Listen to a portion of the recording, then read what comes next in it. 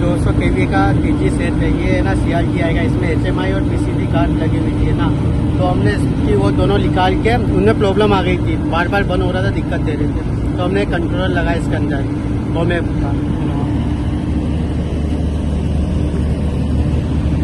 ये अभी चालू है, ये अभी लोड पर चल रहा है जनरेटर।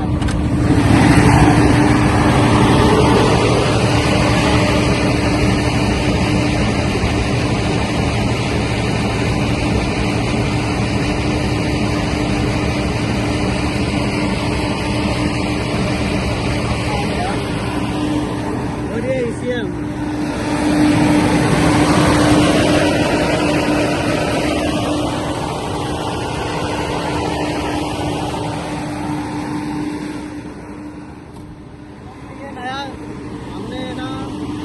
कंट्रोलर को लगाए इन प्रॉपर। अभी हमने इसको पैक कर दिया है, इसकी पूरी वायरिंग नहीं की है, इसमें HM की कम्युनिकेशन किया है, मैं पूरे HM का सोर्स उठा रहे हैं।